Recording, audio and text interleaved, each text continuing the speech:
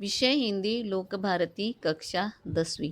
प्रिय छात्रों, आज हम लक्ष्मी इस पाठ का तीसरा भाग सुनेंगे। लक्ष्मी इस पाठ में हमने सुना कि लक्ष्मी बूढ़ी हो चुकी थी। वह दूध नहीं देती थी, तो उसको खूंटे को ऐसे ही बांध रखना घर वाले को अच्छा नहीं लगा। तो रहमान ने उसे गांव के बाहर के इलाके में छोड़ दिया। लेकिन एक व्यक्ति गाय की रस्सी पकड़कर उसे वापस ले आया, क्योंकि गाय ने इनके गाय का चारा पानी खा लिया था। दोपहर बाद जब करामत अली ड्यूटी से लौटा और नहा धोकर कुछ नाश्ते के लिए बैठा, तो रमजानी उससे बोली, मेरी मानो तो इसे बेच दो। फिर बेचने की बात करती हो? कौन खरीदेगा इस बुढ़िया को? रहमान कुछ कह तो रहा था, उसे कुछ लोग खरीद लेंगे। उसने किसी से कहा भी है, शाम को वह तुमसे मिलने भी आएगा। शाम को वह तुमसे मिलने भी आएगा। करामत अली सुनकर खामोश रह गया। उसे लग रहा था सब कुछ इसकी इच्छा के विरुद्ध जा रहा है, शायद जिस पर उसका कोई वश नहीं था। करामत अली यह अनुभव करते हुए कि लक्ष्मी की चिंता अब किसी को नहीं है, खामोश रहा, उठा और घर में जो सूखा चारा पड़ा था उसके सामने डाल दिया। लक्ष्मी ने चारे को सूंधा और फिर उसकी तरफ निराशापूर्ण आंखों से देखने लगी, जैसे कहना चाहती हो, मालिक, यह क्या?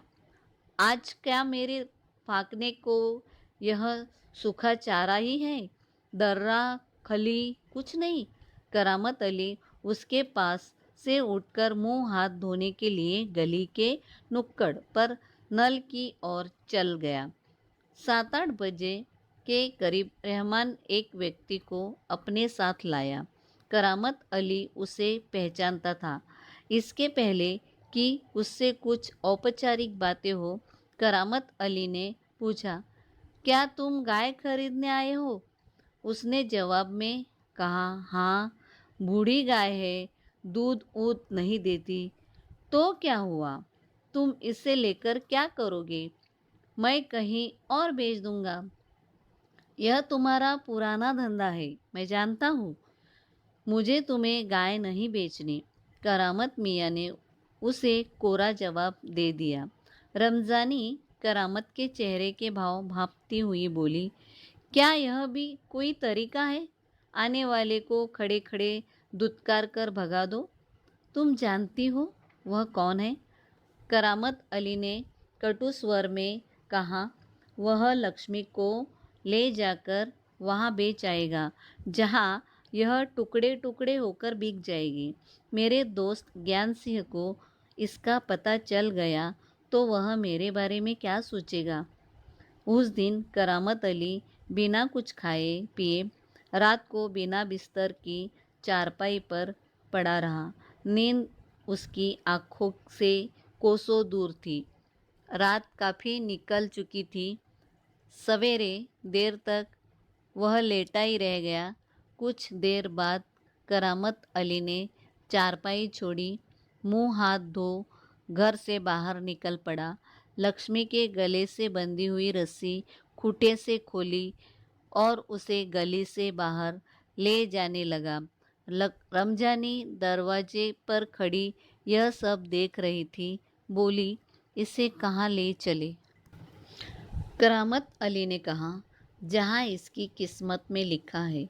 वह लक्ष्मी को सड़क पर ले आया। लक्ष्मी बिना किसी रुकावट या हुज्जत के उसके पीछे पीछे चली जा रही थी।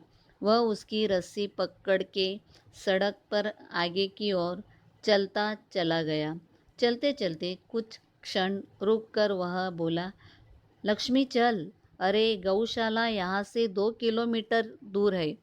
तुझे गौशाला में भर्ती करा दूंगा। वहाँ इत्मीनान से रहना। वहाँ तू हमारे घर की तुलना में मज़े से रहेगी। भले ही मैं वहाँ न रहूँ, पर जो लोग भी होंगे मेरे ख्याल में तुम्हारे लिए अच्छे ही होंगे। मैं कभी कभी तुम्हें देखने आया करूँगा।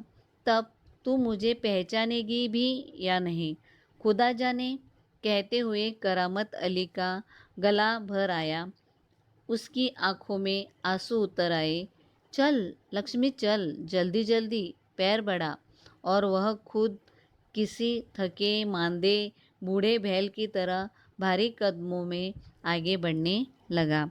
तो छात्रों, यह पाठ यहाँ ही ख़त्म हुआ। धन्यवाद।